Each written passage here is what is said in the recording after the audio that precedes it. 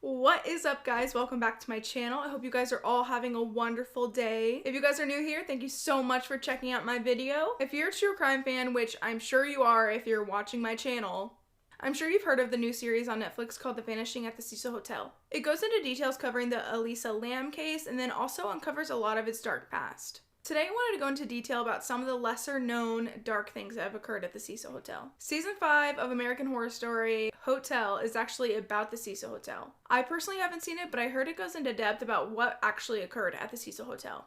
So without further ado, let's go ahead and get into this video. The first case I wanted to talk about happened in September of 1944. Unfortunately, there's not a lot of info on this case, and I'm assuming it's probably because it's from the 1940s.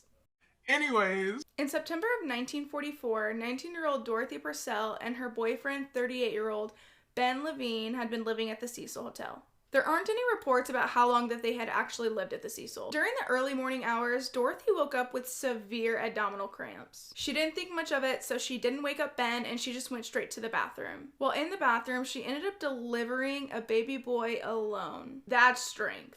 I couldn't imagine, no thank you. However, the strange thing is she didn't even know she was pregnant. She was literally in complete shock. But she didn't do what you would expect a mother to do. Without telling anyone what she did, she decided to throw the child out the window. The baby boy fell 12 flights to his death and landed on a neighboring building's roof. After she did this, she then went right back to bed and acted like nothing happened. She never mentioned anything to him, but she was eventually arrested. She made claims that the baby was born as stillborn.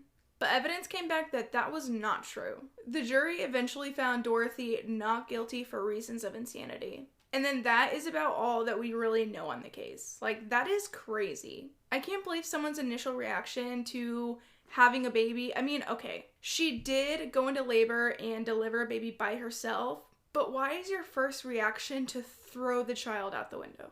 I will never understand people who do stuff like that. Okay, this next case was mentioned a little bit in the series, but it's still unsolved to this day, so I kind of want to talk about it. This is the case of Pigeon Goldie Osgood. Again, this is a case that I couldn't really find a lot of details on. According to people who knew Goldie or knew of Goldie, claimed that she was a very sweet lady, and I mean, everyone knew her. She was a regular in that area of town. She earned her name Pigeon Goldie because she would feed the pigeons that were nearby. Since there isn't a lot of coverage on this case, I'm gonna go ahead and jump right into it because that's really all that we know.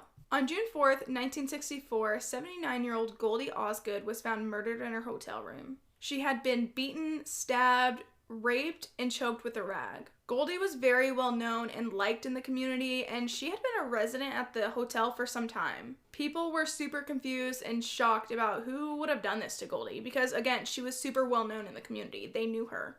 A few hours after finding Goldie, a man named, and I'm so sorry if I pronounce this wrong, Jacques Elinger was arrested. He was covered in blood and was seen to be walking around the area when Goldie was feeding the pigeons. But get this, due to lack of evidence, he was released. And this case is unsolved. And again, that's really all that we know about the case. It's just such a mysterious case.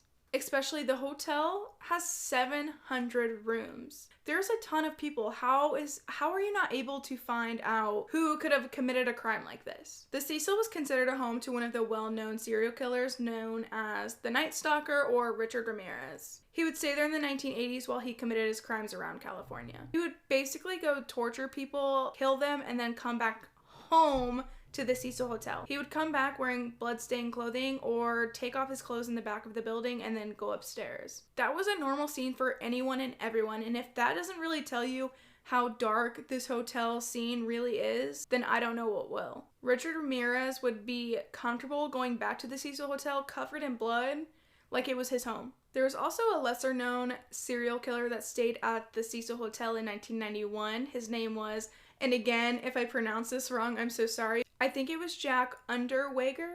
Before coming to the Cecil in 1974, he actually murdered and strangled an 18-year-old girl with her own bra in Austria. He was sentenced to life in prison, but in 1985, he began trying to get a pardon and get released from prison. And you won't believe this, but this fucker was released in 1990. Although later on, law enforcement found out that he had killed an additional 7 women in Austria. In 1991, he was hired by an Austrian magazine to write about the crime in LA and the difference between the USA and the Europeans' attitudes towards prostitution. And I don't know if it's just me, but like all of the things to write about. Okay. So anyways, in 1991, he comes to LA. That's when he decides to stay at the Cecil. While staying there, writing this article, he would meet with the police and kind of get the feel of the environment of LA.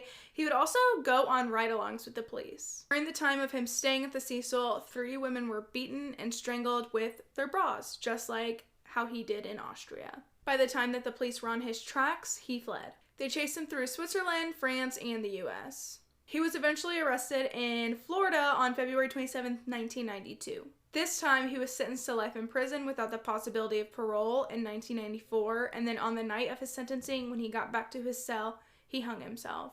The Cecil Hotel has such a dark history, and those stories aren't even the half of it. I can't even imagine the heaviness you feel walking into the hotel or even staying into the hotel. They try to eventually rebrand the hotel as Stay on Main, and it's only 3 of the floors that they would consider the Stay on Main. That also has its own lobby, but the Cecil is still the Cecil Hotel, regardless if you put a new name on it or not. Personally, I feel like the Stay on Main advertising is false advertisement. Anyways, guys, I hope you guys enjoyed this video. If you did enjoy this video, make sure you give it a thumbs up. And if you're not subscribed, what the heck are you doing? Subscribe. Let's be friends. Anyways, guys, this wraps up this video, and I will see you guys next week.